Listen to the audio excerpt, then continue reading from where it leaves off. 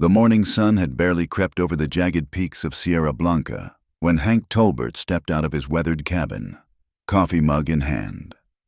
The steam rose from the black brew, mingling with the desert air that carried the scent of sage and distant rain. At 57, his hair had gone completely gray, almost white in the early light, and deep lines carved stories across his face that he'd never tell.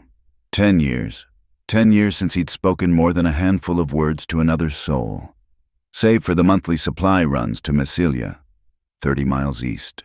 10 years since the fire that took Mary and little Sarah while he was 3 days out, tracking rustlers who'd made off with half his herd. The men from town said it was raiders, mistook his place for an Indian sympathizer's homestead. By the time Hank had ridden back, there was nothing left but charred timber and 2 crosses he'd carved himself. The ranch sprawled across 800 acres of scrubland, backed up against the mountains where winter brought killing frost and summer scorched the earth to powder. His cattle, maybe 60 head of longhorns, grazed on whatever stubborn grass pushed through the hard pen. They were wild things, like everything else that survived out here, requiring little from him, save for water in the dry months. Hank sipped his coffee, watching the horizon where heat already began to shimmer despite the early hour. The silence was complete, had been complete for so long that when it broke, he nearly dropped his mug. Hoofbeats, multiple horses moving fast. His hand instinctively moved to the Colt .45 on his hip, a gesture born from decades of survival. Through the morning haze, 6 riders emerged, their silhouettes strange against the familiar landscape. As they drew closer, Hank's weathered hand tightened on his gun. Women. 6 Apache women, riding bareback on painted ponies, their long hair streaming behind them like dark water. They rode with the natural grace of people born to horseback, but there was something else, a purpose, a determination that made the hair on his neck stand up. They reined up 20 feet from his porch, dust swirling around their mount's legs.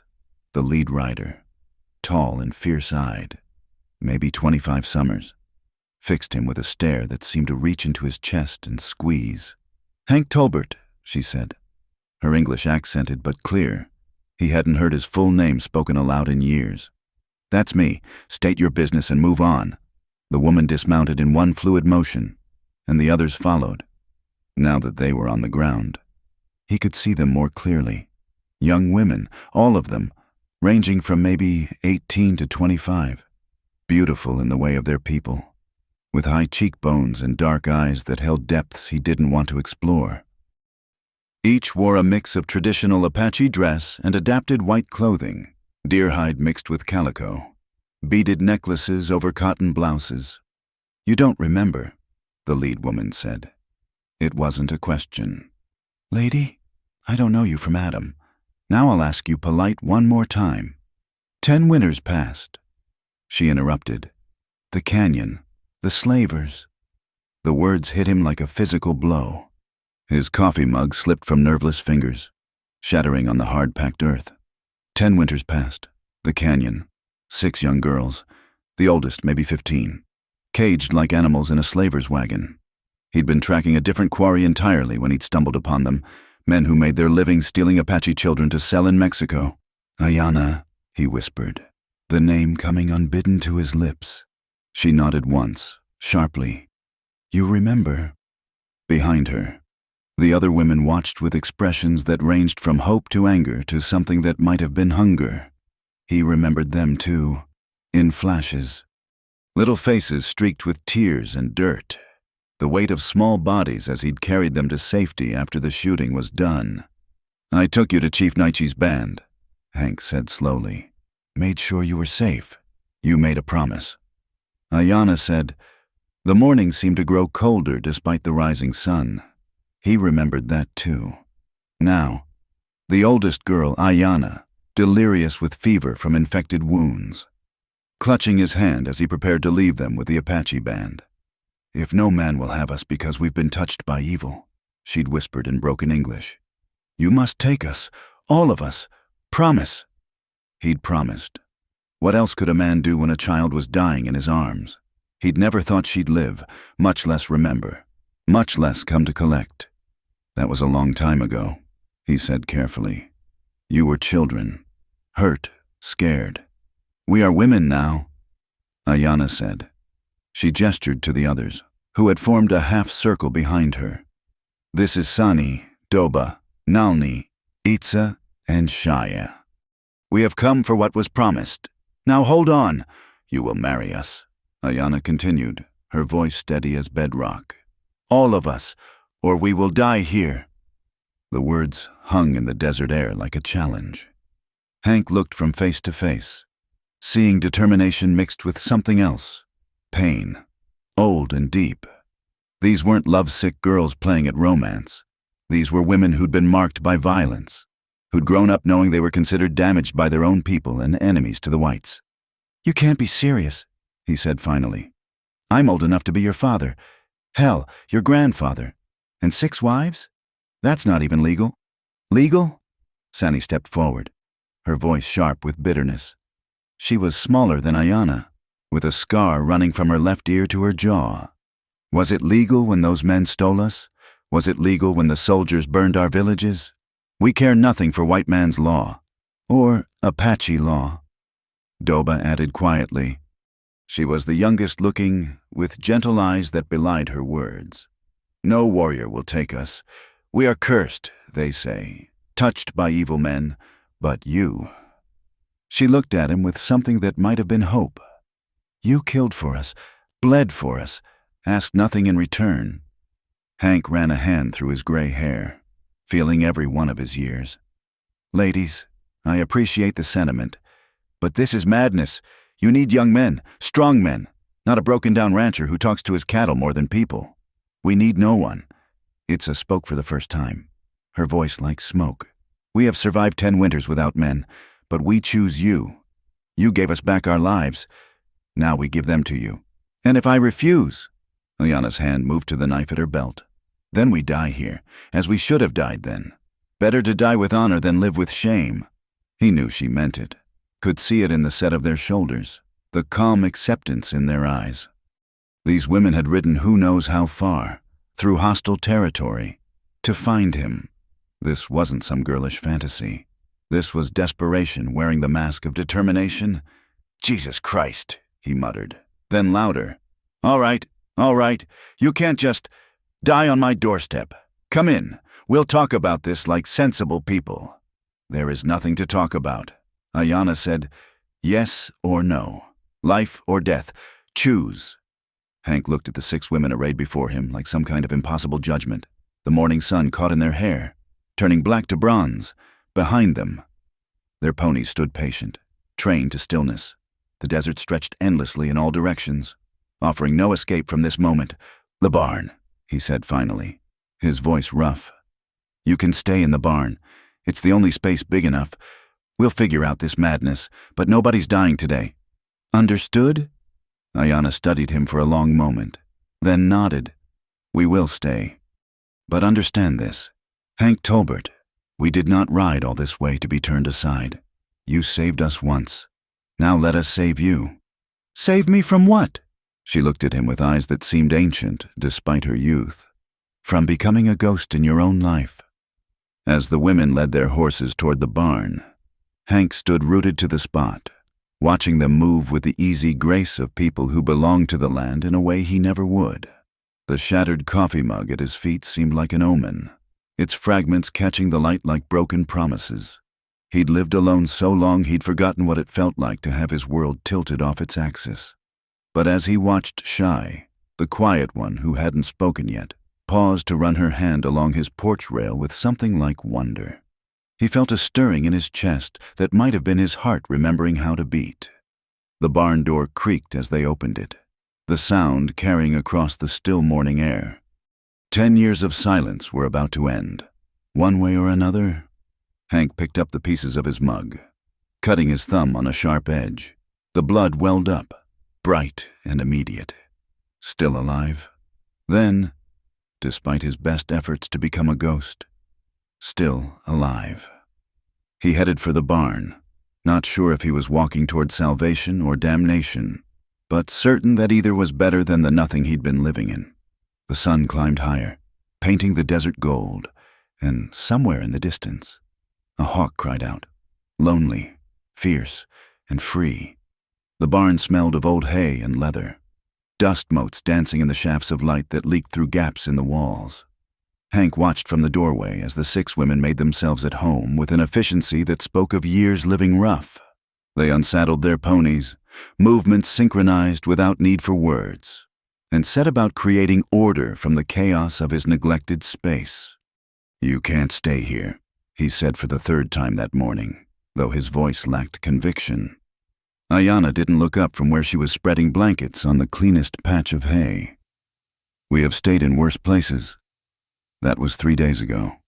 3 days of Hank keeping his distance, leaving food at the barn door like offerings to wild spirits, speaking only when necessary. But isolation was harder to maintain than he'd thought. Their presence filled the empty spaces of his ranch like water finding its level, seeping into corners he'd forgotten existed. He found himself watching them from his window as they went about their daily tasks. Sani had taken charge of the horses, both theirs and his, with a gentle authority that had his ornery stallion eating from her hand within hours. Doba and Nalni worked together in perfect harmony, mending fences he'd let fall into disrepair, their soft singing carrying across the desert air. Itza disappeared for hours at a time, returning with rabbits and wild herbs, her hunting skills putting his to shame. Shy, still silent, had somehow coaxed his struggling vegetable garden back to life, her hands sure in the soil. And Ayanna watched him as carefully as he watched them, her dark eyes missing nothing. On the 4th morning, Hank found his usual coffee ritual interrupted. Sani sat on his porch steps, her scarred face tilted toward the sunrise. "That's my spot," he said gruffly. She moved aside without comment, making room. He sat, leaving careful distance between them, and they watched the sun rise in silence. Finally, she spoke. "The man who gave me this," she touched the scar on her face, "told me no one would ever want damaged goods. He was white, like you, but not like you." She turned to study him. "You killed him. Do you remember?" Hank's coffee turned bitter in his mouth. "I remember. I was 12, old enough to understand what he planned, young enough to believe him when he said I was ruined." She pulled her knees to her chest, suddenly looking younger than her years. "For 10 winters, I believed him, even when Ayanna said different, even when the grandmothers said the scar was only skin deep. I believed the white man's words because they cut deeper than his knife." "Why are you telling me this?" "Because you need to know. We are not here because we have no other choice. We had choices, marriage offers from the reservation, lives we could have built." She stood, brushing dust from her skirts. "We chose you." That evening, Hank made his first mistake, or perhaps his first right choice. He brought dinner to the barn himself instead of leaving it at the door. The women had transformed the space, creating separate sleeping areas with blankets hung for privacy, a central fire pit carefully ventilated through a hole they'd made in the roof. It looked like a home. "Sit," Ayanna commanded, and he found himself obeying. They ate in companionable silence, the tension of the first days easing slightly. Afterward, Doba produced a small flute and began to play, the notes haunting and sweet. One by one, the others began to hum along, creating harmonies that raised the hair on his arms. "My Mary used to sing," he found himself saying. The words fell into the music like stones into still water. Hymns, mostly. Sometimes lullabies for Sarah. He cleared his throat. "Haven't heard music in this place since they died." The music didn't stop, but something shifted in the air. Nalni moved closer, not touching, just reducing the distance. How did they die? He'd never told anyone the full story, but here, in the barn-turned home with these women who knew about loss, the words came easier. He told them about the 3-day ride tracking rustlers, the smoke he'd seen from 10 miles out, the frantic race home to find only ashes and neighbors who'd been too afraid to intervene. "They thought I was an Indian lover," he said bitterly. "Seen me trading fair with the Apache bands, hiring their young men for roundups. That was enough to mark me as enemy to some folks. And you stayed, Itza observed. Why? He didn't have an answer for that. Stubbornness. Maybe. Or perhaps he'd been building his own tomb, brick by brick, memory by memory. That night, he heard crying from the barn, soft, muffled, but unmistakable. His first instinct was to ignore it. Women's tears were dangerous things, apt to crack a man's resolve, but his feet carried him across the yard anyway. He found Ayana sitting outside, arms wrapped around her knees, face wet with tears that glittered in the moonlight. She looked up at his approach, unashamed. "I thought I was strong enough," she whispered, "to come here, to demand what was promised. But seeing you, being here..." She shook her head. "You look at us and see young women. But I feel like that 15-year-old girl, burning with fever, begging a stranger to save us again." Hank sat beside her, careful not to touch. "You saved yourselves. I just gave you the chance." "No." Her voice grew stronger. "You gave us more than that. You gave us the possibility of choice. Do you know what happened to the other girls taken by those men? The ones before us? After us? They died, or worse, lived as shadows. But we lived as ourselves because a white man looked at Apache girls and saw children worth saving. Any decent man would have..." "No," she interrupted fiercely. "They wouldn't have. They didn't. Only you." The moonlight painted silver tracks down her cheeks. Without thinking, Hank reached out to wipe them away. She caught his hand, pressing it to her face, and he felt the heat of her skin, the pulse of life beneath. "I'm too old for you," he said roughly. "Too broken, too..." She silenced him by moving closer, her presence warm against the cool night air. "You think age matters to us? You think we care about numbers when we've seen girls of 12 treated as women? Women of 30 discarded as crones? You're alive, Hank Tolbert. That's all that matters." He pulled away, standing abruptly. "This is wrong." By whose measure? She rose too, facing him with that fierce grace he'd come to recognize. "Your dead wife. She's been gone 10 winters. Your God? Where was he when we were caged? Your society? They would see us dead or worse." She stepped closer, and he could smell sage in her hair, feel the warmth radiating from her skin. "There is only us, here, now, the living choosing to live." He fled back to his cabin like a coward, but sleep wouldn't come. Through his window, he could see her still sitting outside the barn, a solitary figure refusing to surrender to the night. When dawn finally broke, she was gone, but the memory of her tears on his fingers remained. The next evening brought a new complication. Hank returned from checking the far pastures to find his home transformed. The women had invaded his cabin, armed with soap and determination. Floors he'd forgotten could shine gleamed in the lamplight. Windows he'd thought permanently clouded were crystal clear. And cooking, God in heaven. Actual cooking filled the air with scents that made his stomach clench with forgotten hunger. "What the hell is this?" he demanded from the doorway. Doba looked up from where she was stirring something on his stove, her gentle face serene. "Dinner. I didn't ask for..." "No." Ayana cut him off, appearing from his bedroom with an armload of filthy clothes. "You ask for nothing. That's your problem." They'd set his table for 7. His table that had held only one plate for a decade now groaned under the weight of a feast. Venison stew, fresh bread, wild greens, even a pie made from the desert plums that grew near the stream. "We can't do this," he said weakly. "Eat," Sani commanded, pushing him toward a chair.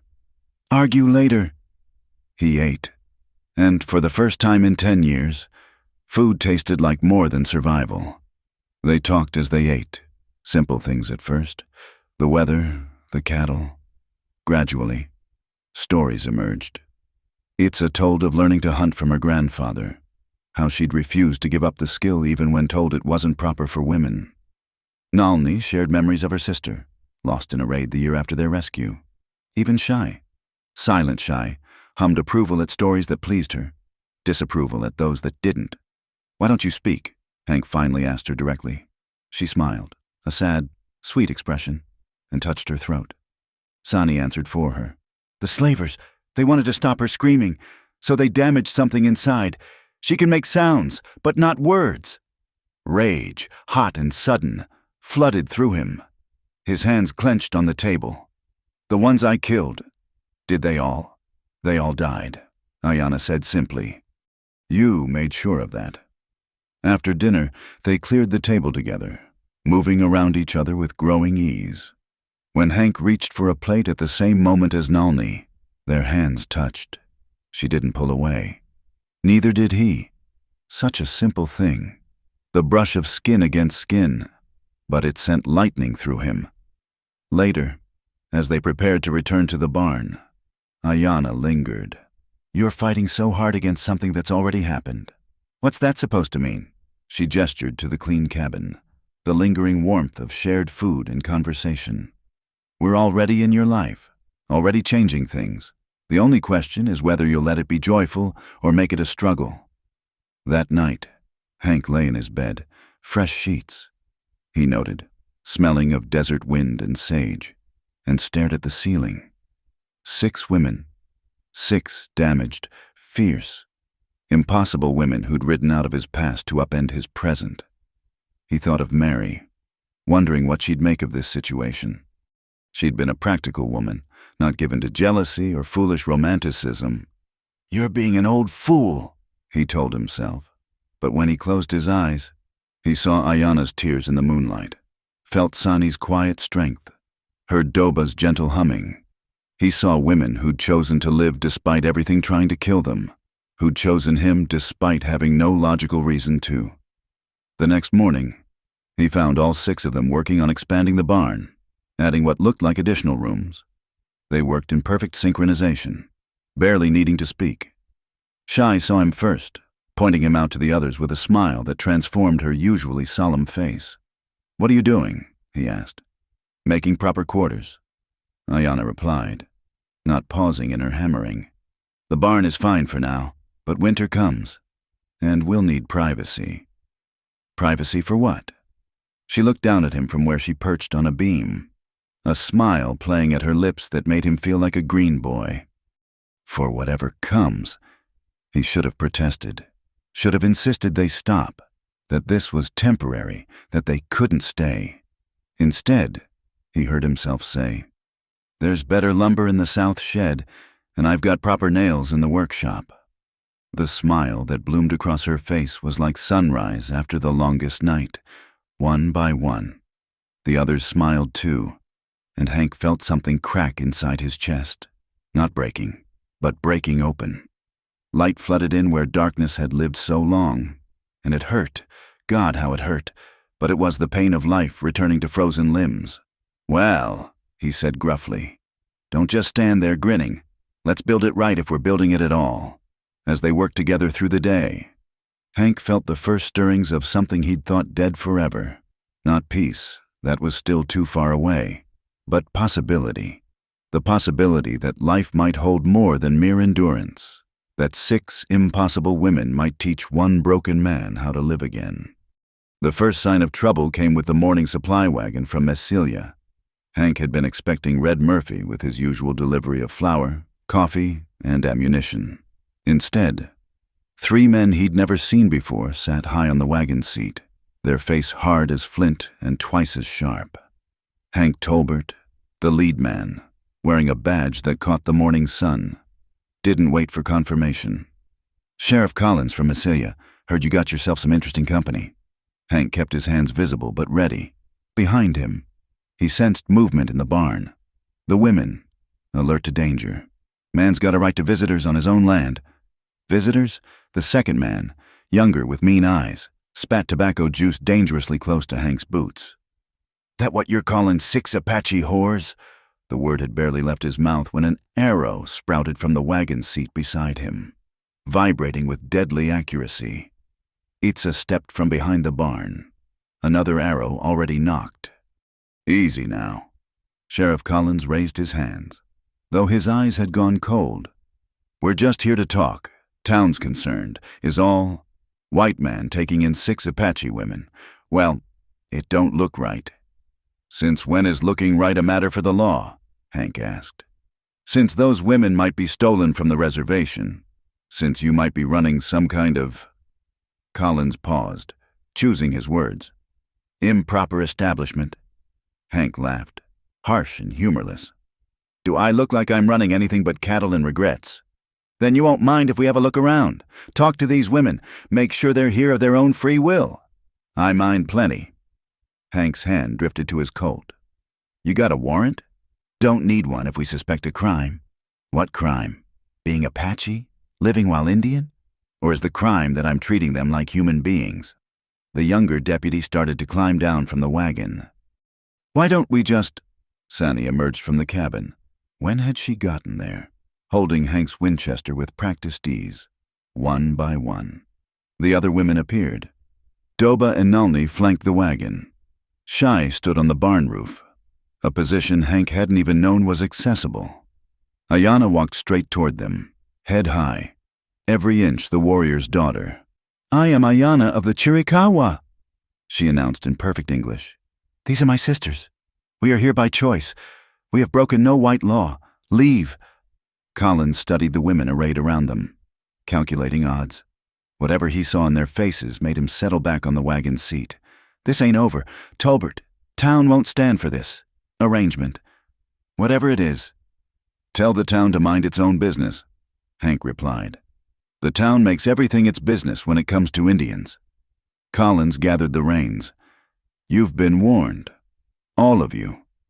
They watched the wagon retreat in a cloud of dust. Only when it disappeared over the ridge did the women lower their weapons. Hank turned to find them all watching him, waiting. They'll be back, he said unnecessarily. Yes, Ayana agreed. With more men, more guns. You should leave. Find somewhere. No. The word came from all 6 throats simultaneously. Damn it, this is what I was trying to avoid. You don't know these people, what they're capable of when they get righteous. We know exactly what white men are capable of, Sani said quietly. We've known since we were children. That evening, the debate raged in the barn. Hank wanted them to leave, at least temporarily. The women refused. Voices rose, tempers flared. In the middle of it all, Shai suddenly stood and walked to Hank. She placed her hands on either side of his face, forcing him to look at her. Then she pressed her forehead to his, sharing breath, sharing silence. When she pulled back, her eyes were wet with unshed tears. She pointed to herself, then to him, then to her heart. The gesture was unmistakable. Christ, Hank muttered, his own eyes stinging. You can't all. This is impossible. Love is never impossible, Doba said softly. Only improbable. The next few days passed intense preparation. They fortified the ranch, preparing for trouble while hoping it wouldn't come. The women took turns keeping watch. Hank taught them to shoot his rifles, though most were already better shots than him. They worked side by side, and slowly, inevitably, the barriers Hank had built began to crumble entirely. It was Nalni who broke through first. She found him one evening sitting by Mary's grave, a small plot on the hill overlooking the valley.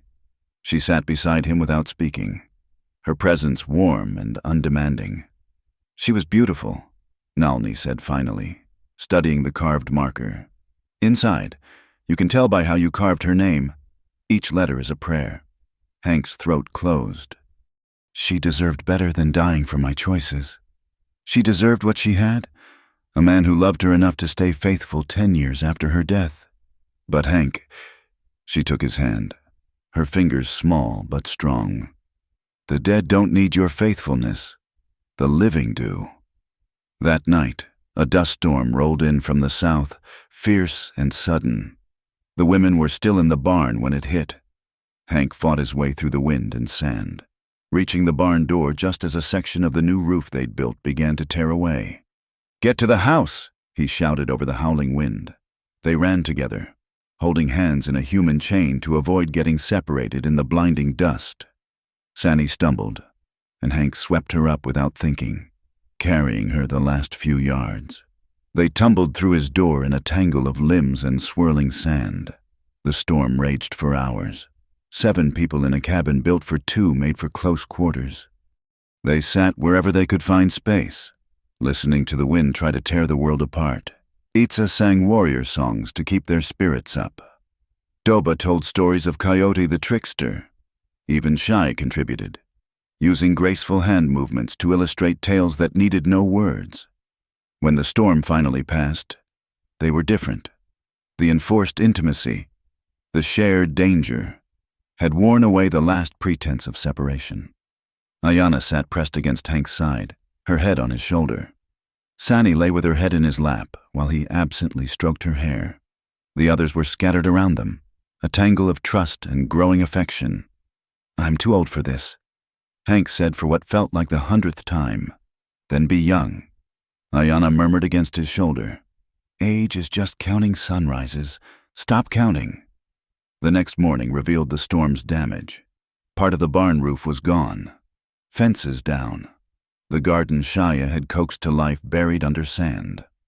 They surveyed the destruction together, then set about fixing it without discussion or complaint. This was life in the desert. You rebuilt or you died. It was while they were repairing the barn roof that the second warning came. Not visitors this time, but a message. Hank found it nailed to his gate post, a wanted poster, not official, but the kind that might as well be. Hank Tolbert, it read. Indian lover and defiler of white womanhood. $500 reward. His first instinct was to hide it, but Itza had eyes like her namesake eagle. She took the poster from his hands, read it, and laughed. Actually laughed. Defiler of white womanhood. She showed it to the others. "Which of us looks white?" "They don't care about accuracy," Hank said grimly. "Just excuses." That night, he made his decision. Not the one they feared. He wouldn't send them away, but he would protect them. All of them. The only way he knew how. "We need supplies," he announced at dinner. "I'm riding to Massilia tomorrow." "That's suicide," Sani protested. "You saw that poster. Which is why I'm going alone. Public. Let them see me, talk to me. Maybe I can defuse this before it explodes." "And if you can't?" Ayana asked. He met her eyes steadily. "Then we fight. But I'd rather try talking first." "You're not going alone," she said flatly. "The hell I'm not." The argument lasted hours, but Hank held firm. He would go alone. He would not risk them. When words failed, Ayana tried other persuasions, pressing close, letting him feel what he was fighting so hard to deny. But he was stubborn as the desert rocks, and eventually, she gave up. He should have known better. Should have recognized the glint in her eyes as strategy, not surrender. The morning he planned to leave.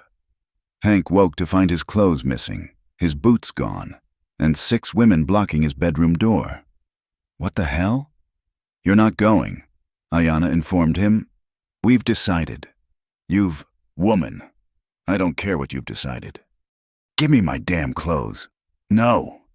He clutched the blanket tighter around himself. "This is kidnapping. This is love," Doba corrected gently, "even if you're too stubborn to see it." The standoff lasted until noon. They fed him, brought him water, even offered to play cards, but his clothes remained hidden, and the women maintained their blockade. Finally, exhausted by futile anger, Hank surrendered to the absurdity. "Fine, you win, but we're running low on coffee and flour. What's your plan for that?" "Itza and I will go," Sani announced. "We know how to be invisible when needed." "Absolutely not." But again, he was outvoted. That evening, as Sani and Itza prepared for their supply run, Ayana sat with Hank on the porch. The sun painted the desert in shades of gold and crimson, and for a moment, peace settled over them like a blanket. "Why?" he asked finally. "Why me? Why this?" She was quiet for so long he thought she wouldn't answer. Then, "Because you see us. Not Apache women, not victims, not exotic curiosities, just us. Do you know how rare that is? How precious? I'm nothing special." "No," she agreed, surprising him. "You're not special. You're just a man who chose to be decent when it would have been easier to be cruel, who chose to be alone rather than replace what you'd lost with something lesser, who looks at 6 damaged women and worries about protecting us instead of using us." She turned to face him fully. "You're not special. Hank Tolbert, you're just everything we've been looking for." He kissed her then. Couldn't help it. 10 years of loneliness crashed against this impossible moment and shattered like glass. She tasted of desert wine and promises, of second chances and stubborn hope. When they broke apart, both were breathing hard. "This is still insane," he managed. "Yes," she agreed, smiling. "Beautifully insane." From the barn came laughter. The others had been watching. Apparently, Hank felt heat rise in his face, but also something else, something that might have been happiness, creeping in despite his best efforts to keep it at bay. That night, as Sani and Itza rode out under cover of darkness, Hank stood with the remaining women, watching until the riders disappeared into shadow. He felt their absence like a missing tooth, realized with start that he'd already begun thinking of them as his, all of them. "They'll be fine," Ayana assured him, reading his worry. "We've survived worse than shopkeepers and suspicious townsfolk." "It's not your survival I'm worried about," Hank admitted. "It's what you're surviving for. This arrangement. It can't work. The world won't let it work. Then we'll make our own world," she said simply. "Here, together. The 7 of us against whatever comes." The days that followed took on a rhythm Hank hadn't known since Mary died. Morning coffee became a communal ritual, with 7 cups steaming in the dawn light. Each woman gravitated toward different tasks. Doba had taken over the cooking entirely, transforming his meager supplies into meals that actually tasted like food. Nalni proved gifted with the cattle, able to calm even the most ornery bulls with a touch and a whispered word. Shai's garden began to flourish despite the desert's harsh demands. Sani and Itza returned from their supply run with more than flour and coffee. They brought news, ugly news. The town was stirring itself into righteous fury, fed by Sheriff Collins and a traveling preacher who declared Hank's situation an abomination before God and man. "They're planning something," Sani reported, unloading the supplies with quick, efficient movements. "Soon, the preacher's got them worked up about saving your immortal soul." "By killing me?" Hank asked dryly. "By removing the temptation," Itza corrected. "They speak of you as if you're possessed, under a spell." She smiled coldly. "They're not entirely wrong." That evening, as if to prove her point, Hank found himself drawn to the barn where Nalni was tending a calf that had tangled itself in a wire. She worked with patient hands, speaking softly in Apache while the frightened animal slowly calmed. Hank knelt beside her, helping to hold the calf steady. "You're good with them," he observed. "Animals are honest," she replied, carefully working the wire free. "They don't pretend to be anything other than what they are, unlike people. Some people are honest." She glanced at him, a smile playing at her lips. "Yes, some are, even when they try very hard not to be." The calf freed. They stood together in the dim barn. Nalni was small, the top of her head barely reaching his chest, but her presence filled the space between them with possibility. She reached up, touched the gray at his temple with gentle fingers. "In my culture," she said softly, "gray hair means wisdom, experience, a life fully lived. In mine, it means old." "Then your culture is foolish." She stood on her toes, and he met her halfway, their lips meeting in a kiss that was sweet as spring water, different from Ayana's fire, but no less powerful. When they parted, she smiled. "See? Wisdom. You knew exactly how to do that." The next morning brought an unexpected visitor. Not threats this time, but something potentially worse. A woman, driving her own buggy with the confidence of someone used to getting her way. Hank recognized her as Margaret Thompson, the banker's wife and self-appointed moral guardian of Messilia. "Mrs. Thompson." He greeted her warily. "Long way from town." She descended from the buggy with crisp efficiency, her black dress pristine despite the dusty journey. "Mr. Tolbert, I've come to offer you a solution to your situation. Wasn't aware I had a situation that needed solving." Her lips pursed. Please, let's not pretend. You have 6 Apache women living on your property. The entire territory is talking. Let them talk. Mr. Tolbert, Hank, I knew your Mary. We served on the church committee together. She was a good woman, a Christian woman. Margaret's voice softened with what might have been genuine sympathy. She wouldn't want this for you, this degradation. You don't know what Mary would want, Hank said quietly, but there was steel beneath the words. I know she wouldn't want you consorting with heathens, living in sin, destroying your reputation and hers. She straightened, returning to business. I've arranged positions for the women. The fort needs laundresses. It's honest work, and they'd be protected there. You could go back to your life, preserve what's left of your good name. Laundresses.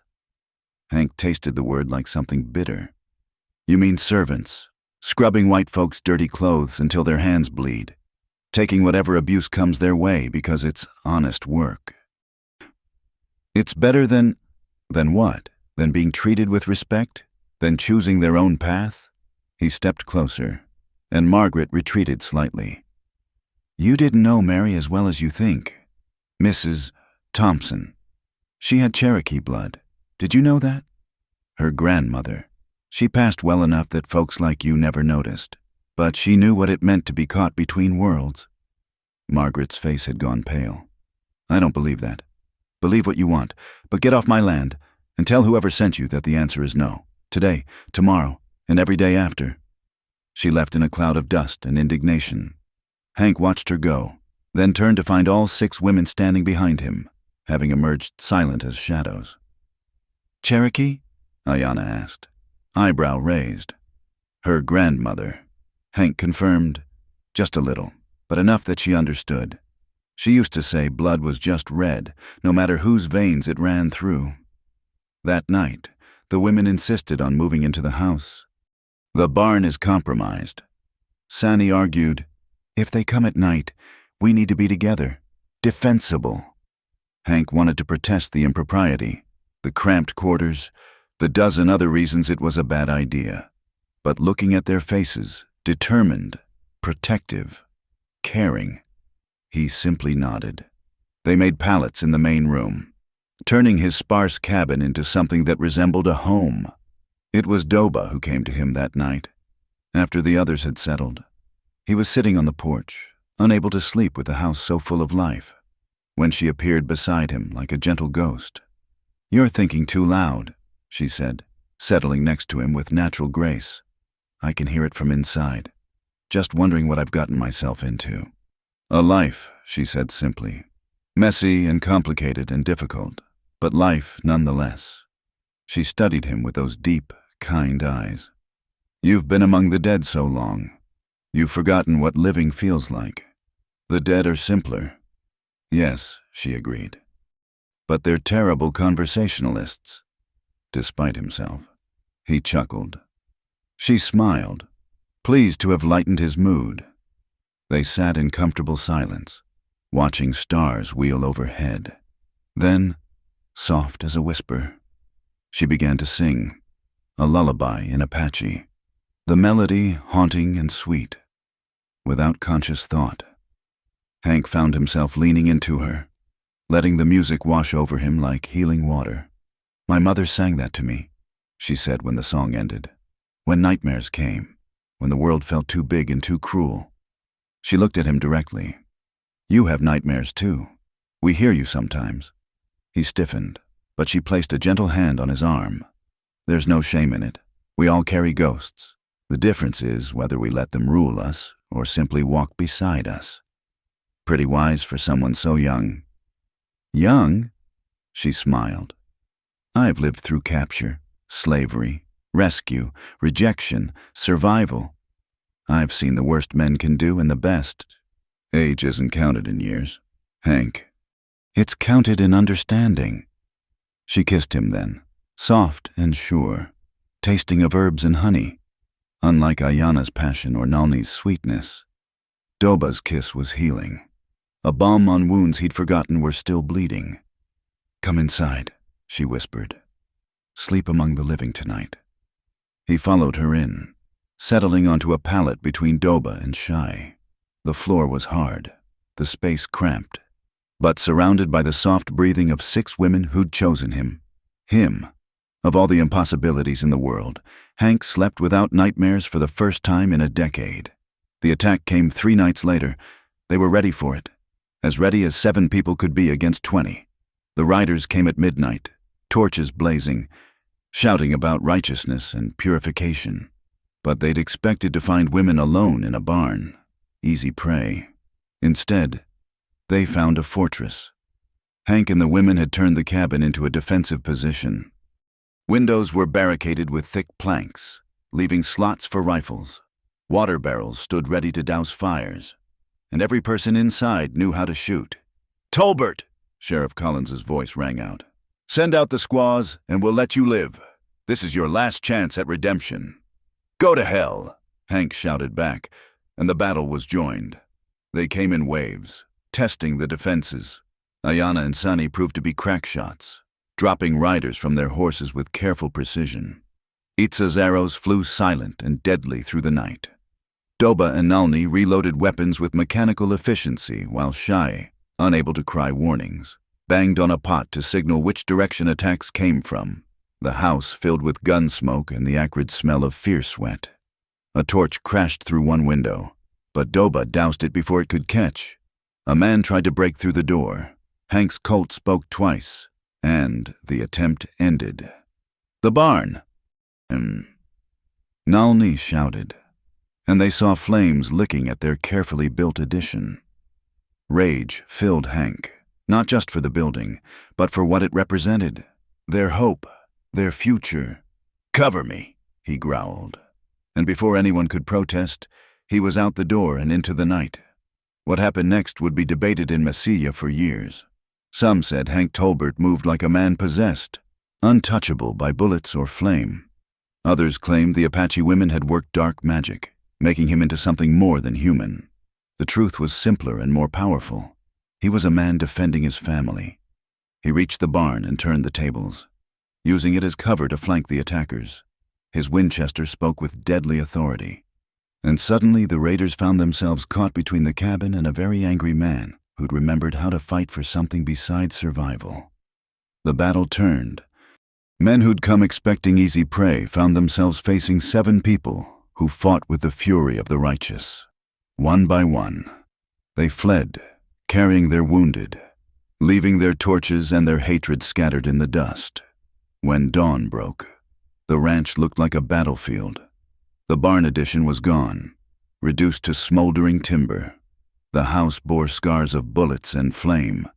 But they were alive, all 7 of them, battered but unbroken. "Well," Hank said, surveying the damage, "I guess they know where we stand now."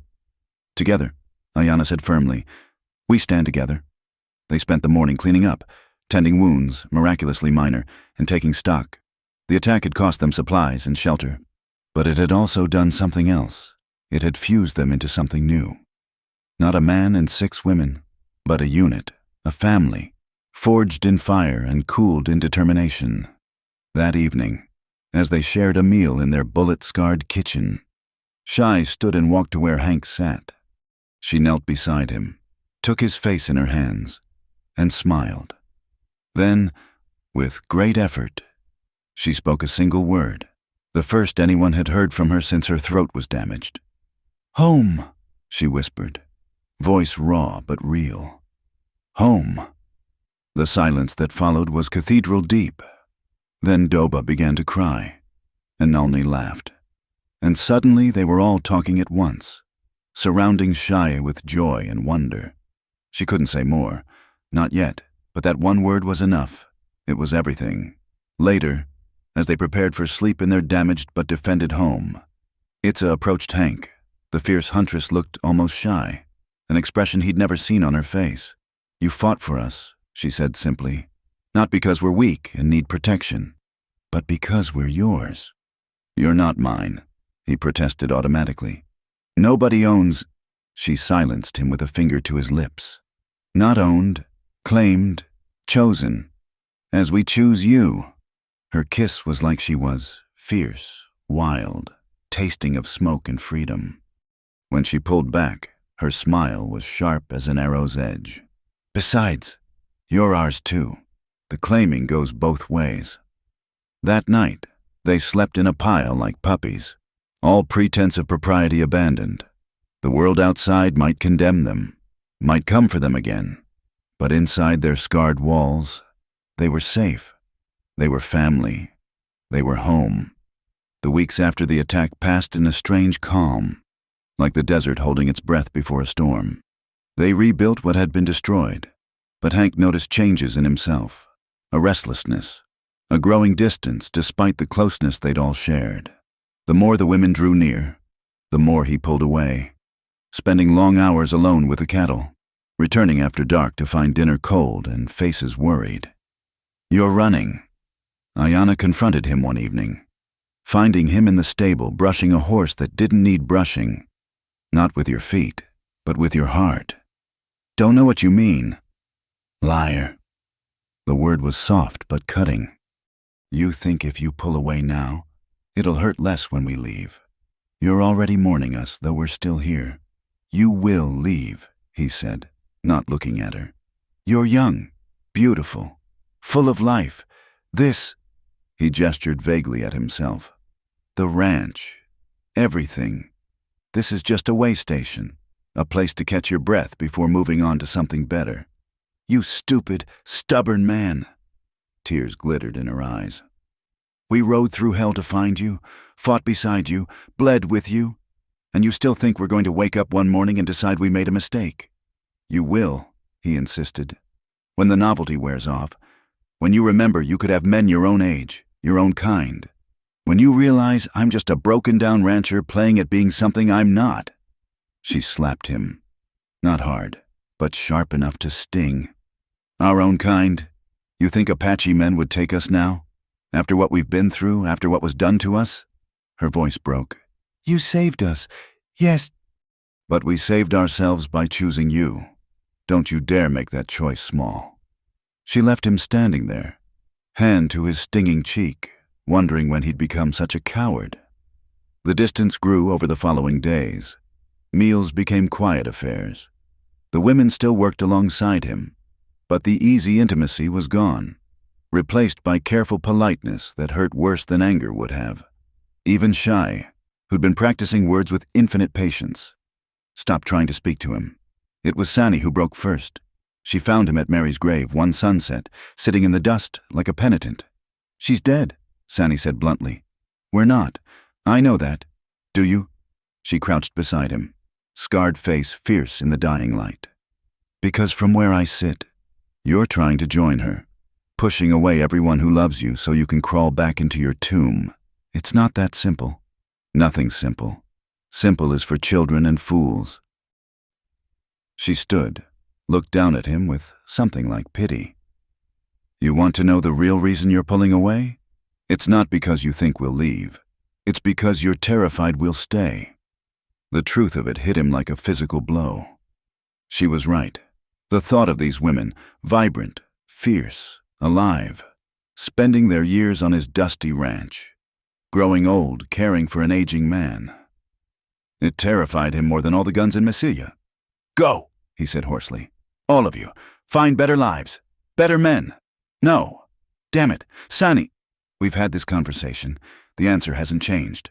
She turned to leave, then paused. "But keep pushing. Hank, keep building walls. See what happens when you finally succeed in driving us away. See how that loneliness tastes the second time around." That night, he made his decision. Come morning, he'd ride to town, empty his account, and give them enough money to start over anywhere they chose.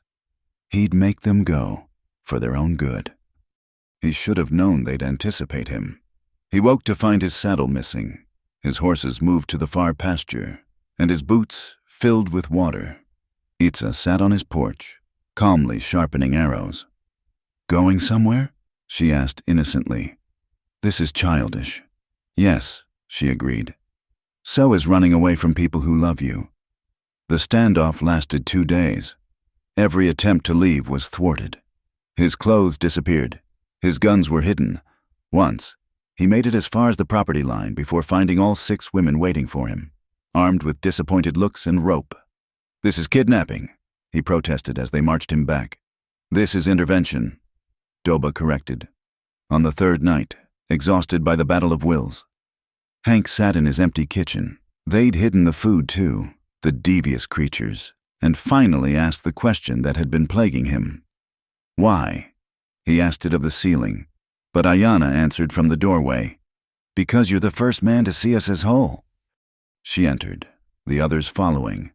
They arranged themselves around him, a circle of determination. Not as Apache women to be conquered, not as damaged goods to be pitied, not as exotic mysteries to be solved, just as ourselves. "That's not enough reason to what? Love you?" Nalini interrupted. "Who decides what's enough reason for love? You deserve better." "Better than a man who fought 20 riders for us?" Itza asked. "Who treats us with respect? Who looks at us like we're miracles instead of burdens?" "I'm old." "You're experienced," Doba countered. "I'm set in my ways. You're stable," Sani said. "I'm broken." "You're healing," Ayana finished. "And so are we. Together." Shai stood, walked to him with careful steps. She touched her throat, then his chest, then spoke in her raw whisper. "Same. Hurt. Same. Heal. Together."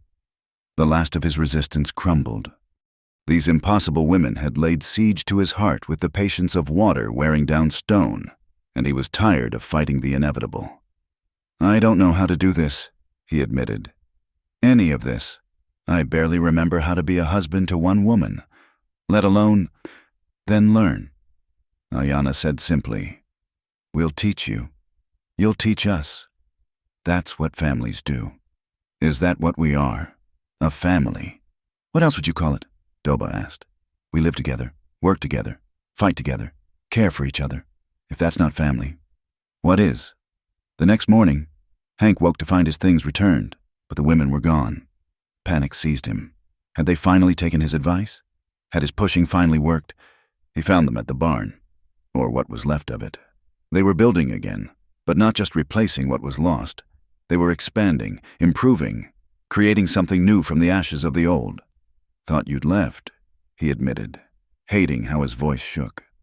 Ayana looked up from where she was measuring lumber, a smile playing at her lips. "Leave? When there's work to do. Don't be foolish. Besides," Sani added, "someone needs to keep an eye on you. Left to yourself, you'd probably forget to eat." They worked together through the day, and slowly the walls rose again. But these weren't just walls of wood and nail. They were building something larger, a life that defied convention, that challenged the world's narrow definitions of family and love and belonging. That evening, as they sat together watching the sunset paint the desert in shades of fire, Itza suddenly laughed. "What?" Hank asked. "I was just thinking, they called us your Apache brides, but we never actually married you." She grinned wickedly. "We're living in sin." Hank Tolbert, what would the good people of Massilia say? "Nothing they haven't already said," he replied dryly. But the seed was planted, the thought taking root in soil he'd thought too barren for such growth. That night, he found himself alone with Sani. The others had retired early, worn from the day's labor, but she sat beside him on the porch, her presence comfortable as an old coat. "I owe you an apology," he said finally. "Several," she agreed. "But who's counting? I was a fool. Yes, a coward. That too. Are you going to make this easy on me?" "No," but she smiled as she said it. "You hurt us, Hank, not with fists or words, but with distance, with doubt. We've had enough of men who hurt us. I'm sorry." "I know." She was quiet for a moment. "But sorry isn't enough. We need to know you won't run again, won't push us away when fear makes you stupid." "I won't," he promised. "I can't guarantee I won't be a fool sometimes, but I won't run. Not from this, not from you." She studied him in the moonlight, then nodded. "Good, because we've decided to keep you, and we're very stubborn women." Her kiss tasted of forgiveness and new beginnings. When they parted, She stood and held out her hand. "Come to bed, husband. Tomorrow we build more walls. Tonight we tear the last ones down." He followed her inside, where the others waited, not with expectation or demand, but with welcome, with acceptance, with love that asked nothing but honesty and offered everything in return. The world outside might never understand what they were building here, might condemn it, attack it, try to tear it down. But inside these walls, scarred by bullets, strengthened by survival, 7 souls were creating something beautiful from the broken pieces of their lives. "Home," Shai whispered again, the word coming easier now. "Home," Hank agreed, and meant it for the first time in 10 years. The news came on a wind-scorched morning 2 weeks later. Little Jake Martinez, the 12-year-old son of one of Hank's few remaining friends, rode up on a lathered pony, his face pale with urgency. "Mr. Hank! Mr. Hank!" The boy slid from his mount before it fully stopped. "Pa sent me. There's trouble. Big trouble." Hank steadied the boy, noting the fear in his eyes. "Slow down. Son, what trouble?" "The women, your women. Town's got 'em." The world tilted. Hank gripped the boy's shoulders. "What do you mean?" "They went for supplies yesterday. Pa saw Sheriff Collins and his men take them. Said they're holding them for... The boy swallowed hard. "For being Apache off the reservation without papers. Said they're waiting for the army to come get them." Hank's blood turned to ice. 4 of them had gone. Sani, Itza, Doba, and Nalni. Only Ayana and Shai had stayed behind. He turned to find them already arming themselves, having heard every word. "How many men?" Ayana asked, her voice deadly calm. 20, maybe more." Jake replied. "They're locked in the old stage depot. Pa said to tell you. He said don't come. It's a trap. They want you to try something." "Of course it's a trap," Hank said grimly, checking his Colt. "Question is, do they want me dead or just ruined?" "Does it matter?" Ayana strapped on a gun belt, her movements precise. "They have our sisters." Shai touched Hank's arm, then pointed to herself. "Ayana. And him. 3. She held up her hands, fingers spread. "Against 20 or more. The math was clear." "I know," Hank said. "But we're going anyway." They rode hard through the morning heat. 3 figures against an army. Hank's mind raced through possibilities, each worse than the last. The reservation system was a maze of bureaucracy and cruelty. Once the army took the women, they might disappear forever into that system, charged with crimes real or invented. At the edge of town, they stopped. Mesilla spread before them. Quiet in the noon heat. Too quiet. "They're waiting," Ayana observed. "Good," Hank said. "Means they're watching us instead of the women." They split up. Ayana circled east, Shai west. Hank rode straight down Main Street, making himself a target, a distraction. Windows shuttered as he passed. The few people on the street scurried inside. The whole town held its breath. The stage depot squatted at the far end of town. Windows barred, a relic from more dangerous days, perfect for a jail. Guards lounged outside, 4 men with rifles, trying to look casual and failing. "That's far enough, Tolbert." Sheriff Collins emerged from the shadows. "Figured you'd come. Man like you can't resist playing hero." "Let 'em go. Collins, they've done nothing wrong." "Nothing wrong?" The sheriff laughed. 4 Apache women, no papers, no male guardian, carrying weapons. That's enough wrong to see them shipped back where they belong." "They belong with me." "Do they now?" Collins smiled, cold and satisfied. "Funny thing about that, law says a man can't have but 1 wife. So which one is it? Tolbert. Which one's legal? The others are just... What would you call them?" Hank dismounted slowly, hands visible. "They're my family." "Family." Collins tested the word like spoiled meat. "That what you're calling it? Well, your family is heading back to San Carlos come morning. Unless you sign over your ranch. Deed's already drawn up. Sign it, Leave the territory, and maybe they go free instead of to the reservation. There it was. Not justice, but greed, dressed up as righteousness. Someone wanted his land, the water rights, the grazing territory, and they'd found a way to take it. Bring them out, Hank said. Let me see they're unharmed. Collins nodded to the guards. The depot door opened, and the 4 women emerged, hands bound but heads high. Sonny's face showed fresh bruises. Itza's dress was torn, but their eyes burned with unbroken fire. We're fine, Doba called out, then grunted as a guard shoved her. Easy. Hank stepped forward, hand moving toward his gun. Collins wagged a finger. You draw, they die. Simple as that. From the corner of his eye, Hank caught movement. Ayanna, ghosting along the roofline. Shy somewhere opposite. They were in position, but 20 guns were still 20 guns. The deed, Hank said. Show me. Collins produced a paper from his vest. Smug as a cat with cream. Smart man. Sign here and... The shot came from nowhere and everywhere. Collins's hat flew off his head. The crown ventilated by Itza's hidden derringer, the one they'd never found when they searched her. In the instant of chaos that followed, everything exploded into motion. Hank drew and fired in one motion, his bullet taking the nearest guard in the shoulder. Ayanna dropped from the roof like an avenging angel, knife flashing.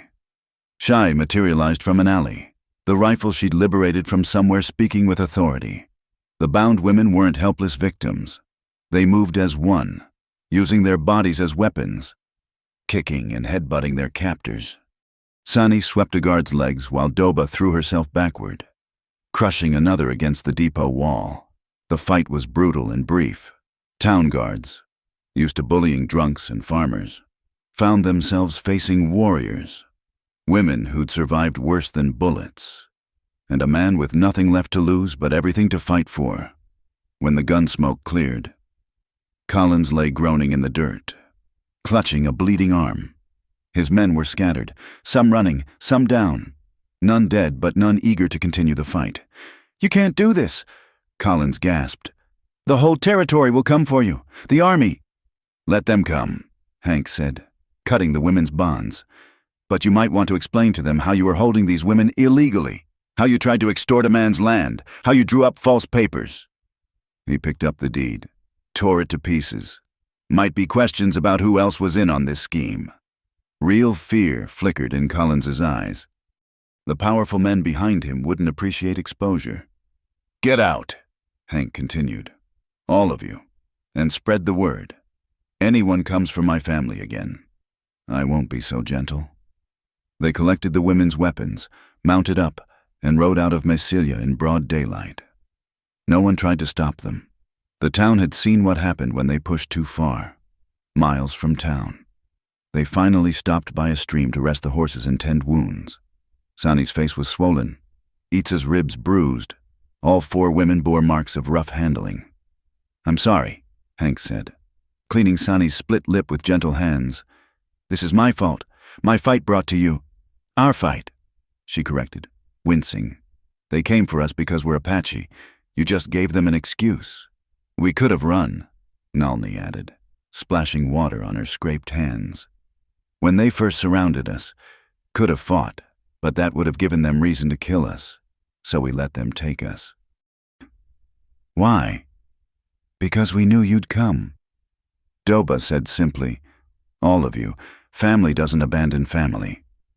That night, they camped under the stars, not trusting the ranch to be safe yet. The 6 women arranged themselves around Hank like points of a compass, close enough to touch, to reassure themselves that all were present and whole. It won't end, Ayanna said quietly, voicing what they all knew. Collins was just a tool. Whoever wants your land will try again. Then we'll be ready, Hank replied, or we could leave. Itza suggested. Head north, California, Oregon, somewhere we could just be. The idea hung in the air like a possibility. A new life in a new place, where no one knew their history or cared about their arrangement, where 7 people could build something without the weight of other people's hate. Would you, Hank asked, leave everything behind? Your homeland? Home isn't land, Ayanna said, her hand finding his in the darkness. It's people. It's this us. Under these stars or any others, one by one. The others murmured agreement. 6 women who'd already lost everything and found it again, who'd learned that survival meant adaptation, that love meant choosing the impossible and making it real. Let me think on it, Hank said. But already his mind was turning over possibilities. The ranch could be sold, not to whoever was scheming for it, but to Manuel Martinez, who'd always admired the land and would treat it fair. The money would stake them to a new start. Don't think too long, Sonny advised, practical as always. Winter's coming. If we're going, we go soon. They returned to the ranch the next day, wary but unmolested. Word had spread about the fight in town. For now, at least, they'd bought themselves breathing room. That evening, as they shared a meal in their bullet-scarred kitchen, Shai stood and walked to where her few possessions lay. She returned with something wrapped in deer hide, a necklace of turquoise and silver, old and beautiful. With great effort, she spoke, "Wedding gift from mother for when ready." She placed it around Ayanna's neck, then looked at Hank with eyes that said everything her damaged voice couldn't. The others understood immediately. This wasn't just survival anymore. Wasn't just defiance. This was a declaration. "You want to marry him," Doba said softly. "All of us. For real." Shai nodded emphatically, then managed one more word. "Yes." Hank looked around the table at 6 faces filled with hope and determination and something that might have been love. His throat tight. He asked, "All of you?" "All of us," Ayanna confirmed. "Not legally. Your law won't allow that. But in truth, in the old way and the new, before whatever God will witness it, that's—" He stopped, swallowed. "That's what you want. It's what we've always wanted." Sani said, "We just had to wait for you to stop being scared long enough to want it too." Outside, thunder rolled across the desert, promising rain. Change was coming, had already come. The world was shifting beneath their feet, and they could either fall or learn to dance on moving ground. "Yes," Hank said, the word coming easier than he'd expected. Yes to all of it. The marriage, the leaving, the new life. Yes. The joy that lit their faces was brighter than any sunrise. They came to him then, all 6, surrounding him with laughter and tears and promises spoken in 2 languages. Shai whispered love in her broken voice, the word perfect despite its imperfection. Later, as they planned and dreamed and made ready for whatever came next, Hank marveled at the strange turns life could take. He'd thought his story ended with ashes and graves. Instead, it was beginning again with fire and hope and 6 impossible women who'd taught him that love wasn't bound by numbers or convention or anything but the human heart's endless capacity to choose connection over solitude. The storm broke as they prepared for bed, rain hammering the roof like applause. In the morning, they'd start preparing to leave, to chase the horizon toward something new. But tonight, they were here, together, safe in the eye of their own making. "Home," Shai said again, and this time the word encompassed not walls or land, but the 7 souls sheltered beneath one roof, bound by choice and chance and the courage to claim happiness despite a world that said they couldn't. The rain sang them to sleep, washing the desert clean for whatever tomorrow would bring. The ranch looked different in the morning light, knowing they would leave it soon. Hank stood on the porch, coffee in hand, watching his women, and they were his now, as he was theirs, prepare for the day ahead. They moved with renewed purpose, packing what mattered, leaving what didn't. Manuel Martinez had agreed to buy the ranch for a fair price, payment in gold that would see them safely to California. The old Mexican rancher had tears in his eyes when he shook Hank's hand. "You take care of those señoritas," Manuel had said. "They got fire in them. Fire keeps a man warm, but it can burn too." "I know," Hank had replied. "I'm counting on it." Now, 3 days later, they were nearly ready. The wagons were loaded with supplies for the journey. The horses were rested and well fed. All that remained was the ceremony, the wedding that would bind them in spirit, if not in law. It was Doba who'd suggested it. We need someone to speak words over us, to witness what we're becoming. They'd found their witness in an unexpected place. Father Miguel, the old Spanish priest who ministered to the Mexican and Indian families the white churches wouldn't serve, had listened to their story with ancient eyes that had seen too much to be shocked by love.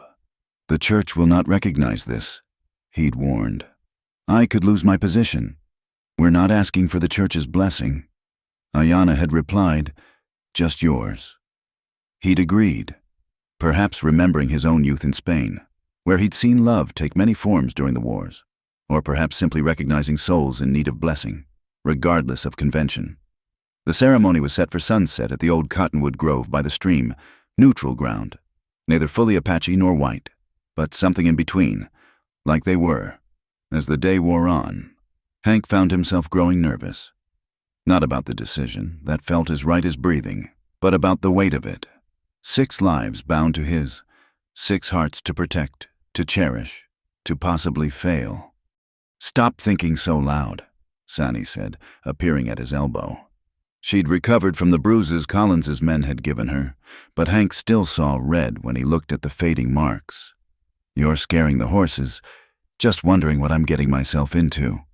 Too late for that. She leaned against him, comfortable as an old friend. You got into this the moment you cut those girls out of slavers' cages. Everything since has just been working out the details. Sani, he turned to face her. Are you sure? All of you? This isn't just about gratitude or having nowhere else to go? Her scarred face softened.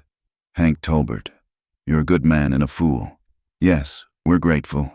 Yes, we had nowhere else. But we've had 10 years to go anywhere we wanted. We came to you.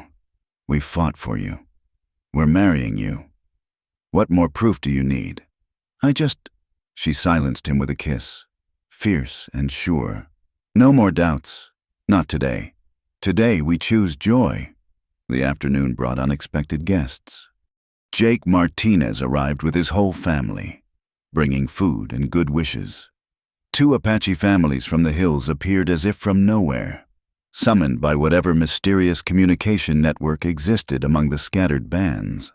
Even a few white ranchers came, those who'd always treated fair with everyone, who judged a man by his actions rather than his associations.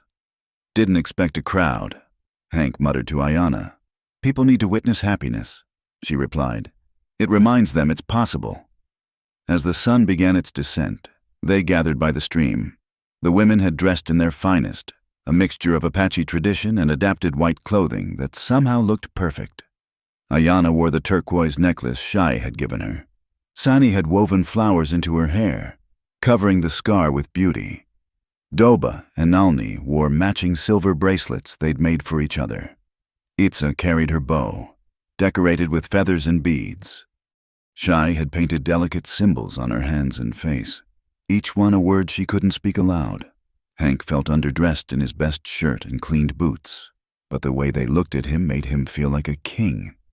Father Miguel stood beneath the largest cottonwood, his worn Bible in one hand, a sage bundle in the other, Christianity and older beliefs mingling like the crowd around them. We gather, the priest began, his voice carrying across the water, to witness something unprecedented, perhaps impossible, certainly holy. He looked at each of them in turn. 7 souls choosing to bind themselves together, not in the way of the world, but in the way of the heart. What followed was unlike any wedding ceremony Hank had ever seen. Father Miguel spoke of love that defied boundaries, of families made by choice rather than blood. The Apache witnesses sang blessings in their language while the Mexican families added their own prayers. Even some of the white ranchers joined in with an awkward but sincere amen. When it came time for vows, they spoke simply and truly. I choose you, Hank said, looking at each woman in turn. Not because you need me, but because I need you. Not to own or be owned, but to belong, to build something new from the ashes of what was. Each woman spoke in turn. I choose you, Ayana said. To stand beside, not behind. To fight with, not for. To love as equals walk together, side by side toward whatever horizon calls us. I choose you, Sani declared. Scars and all, broken places and all, to make something whole from all our pieces. I choose you, Doba said softly, to heal and be healed, to give comfort and receive it, to know that gentleness is its own strength. I choose you, Nalni added, to grow with, to change with, to become more than either of us could be alone. I choose you, Itza stated, to run wild with, to never cage or be caged, to love with the freedom of wind and sky. Shai stepped forward last. With great effort, she spoke. Choose you for ever home. Heart. Yes. Father Miguel blessed them with water and smoke, with Latin prayers and Apache songs. The sun touched the horizon, painting the sky in shades of rose and gold. And in that moment, the impossible became real. By the power vested in me by God and my own conscience, Father Miguel said, tears on his weathered cheeks. I pronounce you family. What love has joined, let no one tear asunder. The celebration that followed was joyful chaos. Food appeared from wagon beds. Someone produced a fiddle. Dancing broke out, Apache style and Mexican style, and something that might have been an Irish jig from one of the ranchers. Hank found himself passed from woman to woman, dancing badly, but with enthusiasm, their laughter bright as stars. As the evening wore on, the crowd gradually drifted away, leaving the 7 of them alone by the dying fire. They sat in comfortable silence, processing the magnitude of what they'd done. No going back now, Itza observed. Was there ever? Hank asked. From that first morning you rode up demanding marriage, I think this was always where we were headed. Destiny? Ayana teased. Stubbornness, he corrected. Yours and mine, colliding until something had to give. And what gave? He thought about it. Fear, loneliness, the idea that there's only one right way to live. They made their way back to the ranch house, their last night under this roof. Tomorrow they'd begin the journey to California, to a place where they could be just another family among many. Odd, perhaps, but not impossible. The sleeping arrangements, which had evolved naturally over time, felt different now. Official, sanctified. The women had long ago established a rotation of sorts, ensuring everyone had time and space and attention. But tonight, they stayed together, all 7 in the main room, close enough to touch, to reassure themselves that this was real. Tell us about California. Doba requested what you know of it. Hank obliged, sharing stories he'd heard from other travelers. Gold country was played out, but there was good farmland in the valleys, towns hungry for workers and goods, space enough for a family to grow without too many questions about its exact configuration. We'll need new names, Sani said practically. For the women, at least, Spanish names. Maybe easier to blend in. No, Shai whispered fiercely, the word clear despite her damaged voice. She's right, Ayana agreed. We've given up enough of ourselves to fit into other people's worlds. We keep our names. Let California learn them. They talked deep into the night, planning and dreaming, where they'd settle, what they'd grow, how they'd live, the challenges they'd face and how they'd meet them. Together, always together. As dawn approached, Hank found himself wide awake, studying the faces around him in the dim light. 6 women who'd chosen him, who'd taught him that love wasn't finite, that the heart could expand infinitely if given the chance, who'd dragged him kicking and fighting back to life. Can't sleep? Ayana murmured, proving she was awake too. Too much to think about. No, she corrected. Too much to feel. Thinking comes later. For now, just feel it. So he did. The warmth of bodies around him, the soft breathing of sleep and safety, the weight of responsibility and the lightness of shared burden, the terror of the unknown and the joy of facing it with family.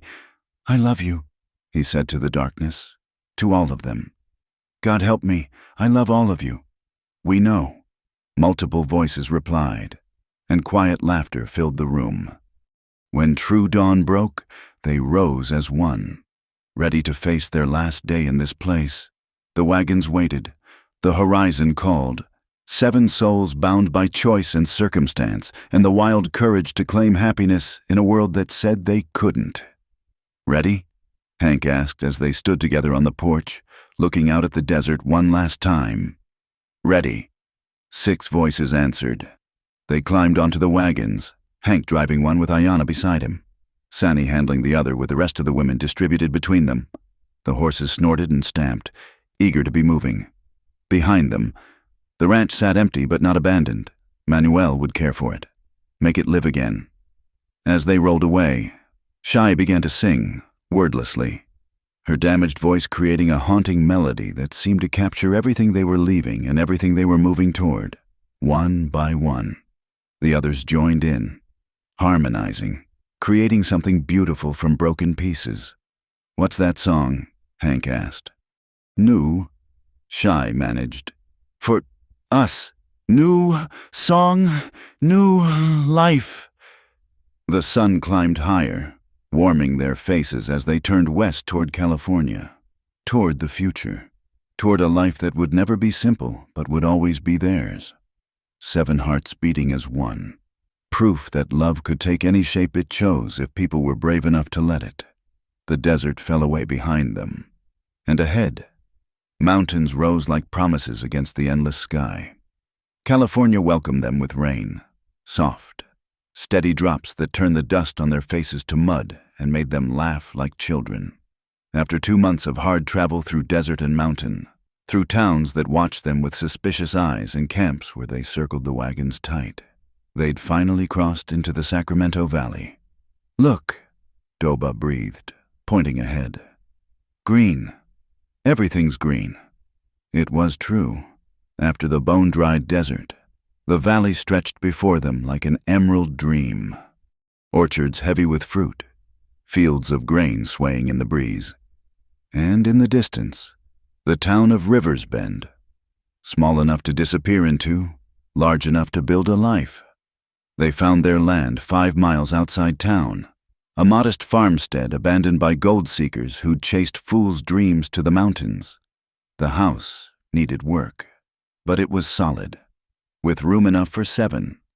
The barn still stood strong. A creek ran through the back 40, and apple trees grew wild along its banks. "Home?" Shai whispered, the question clear in her eyes. "Home," Hank confirmed, and watched 6 women transform barren possibility into living reality. Within days, they'd established a rhythm. Sani and Ayanna handled the heavier work, repairing fences and preparing fields.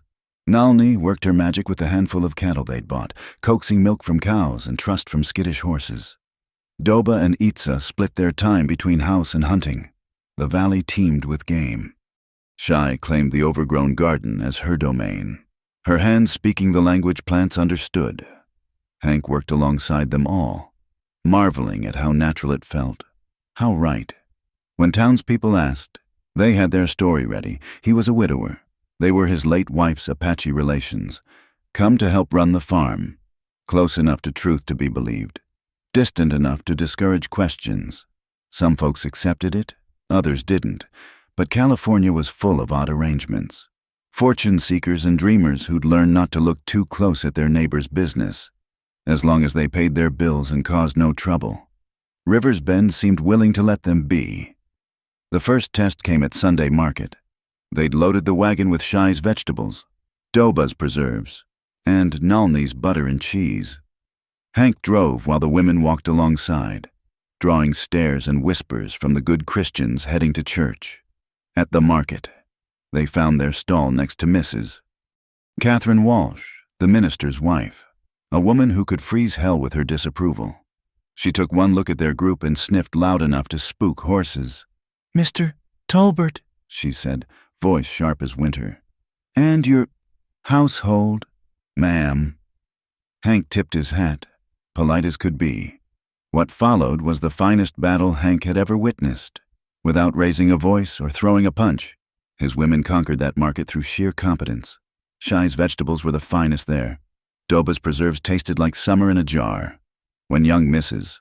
Patterson complained of her colicky baby, Itza produced an herbal remedy that worked within minutes. By noon, their stall was empty, their cash box full, and Mrs. Walsh was buying the last jar of apple butter with a face like she'd sucked lemons. "Kill them with kindness," Ayana murmured as they packed up, "and really good produce." That night, they celebrated their small victory with a feast from their own land. As they sat around the table, their table, in their house, Shai stood and cleared her throat. She had been practicing for weeks, and now, with great care, she spoke, "Thank you all for making me whole." There wasn't a dry eye at the table. Hank reached for her hand and found himself holding 6 hands instead, all reaching for each other. A circle of connection that excluded nothing, included everything. "We made each other whole," he said roughly. "That's what family does." Fall came gentle to the valley, painting the leaves gold and crimson. Their first harvest exceeded expectations. The town, while not exactly welcoming, had moved from suspicious to tolerant. Some, like the Mexican families who recognized kindred spirits, even became friends. It was a Tuesday evening when Hank found Sani sitting by the creek, her scarred face peaceful in the fading light. "Regrets?" he asked, settling beside her. "None. You?" "Only that it took so long to get here." She leaned into him, solid and warm. "Some journeys can't be rushed. We all had to break first, before we could heal together." That night, as had become their custom, they gathered in the large main room. Ayana was teaching Hank to write in Apache. Nalni and Doba worked on a quilt, their hands moving in perfect synchronization. Itza fletched new arrows while humming an old song. Shai sat close to the fire. Reading, she discovered books with a passion that surprised them all. "We should tell our story someday," Doba said suddenly, "so others know it's possible." "Who'd believe it?" Sani asked. "Doesn't matter if they believe," Ayana said, "just that they hear it. That's somewhere, someone. 7 people chose love over fear." Winter brought challenges, cold that crept through walls, rain that turned roads to mud, isolation when the creek flooded. But it also brought closeness. 7 people learning to be family not just in the easy times, but in the difficult ones. When Itza fell ill with fever, they took turns nursing her. When nightmares of the past visited any of them, the others were there with comfort and understanding. Spring returned with wildflowers and hope. The apple trees bloomed like brides. And Shai laughed, actually laughed, for the first time any of them could remember. The sound was rusty but real, and it sparked joy that rippled through the house like light. On the anniversary of their wedding, they returned to the creek, their creek now. Father Miguel had sent a letter of blessing, and they read it together, renewing vows that had only grown stronger with keeping. "Still no regrets?" Hank asked, looking at each beloved face. "Only one," Ayana said, and his heart stuttered until she smiled. "That we can't do it again tomorrow, and the day after, and every day until the mountains fall." As sunset painted the California sky in shades of fire and gold, 7 souls stood hand in hand, proof that love multiplied rather than divided, that families could be built from the broken pieces of many lives, that choosing joy in the face of a world's disapproval was its own revolution. "Home," Shai said, the word coming clear and strong now. "Home," they echoed, and meant not the land or the house, but each other, the country of the heart that recognized no borders, no limits, no laws, but love. The gray-haired rancher who'd lived alone had found his reason to live again. 6 untamed Apache brides had claimed more than vows. They'd claimed life itself, and together, they'd written a story that the world might not understand but couldn't erase, a testament to the truth that love, real love, makes its own rules and keeps its own time. The sun set on their first year in California, but their story was far from over. It was, in all the ways that mattered, just beginning. Thank you so much for listening to this story of unlikely love and chosen family in the Old West. I'm curious, where in the world are you experiencing this tale? Please drop a comment below to let me know where you're listening from. And don't forget to subscribe to From Wild West channel for more stories that capture the untamed spirit of frontier life. I'd love to hear your thoughts on Hank and his 6 remarkable wives. What touched your heart? What surprised you? Share your reflections in the comments. And let's keep this campfire conversation going.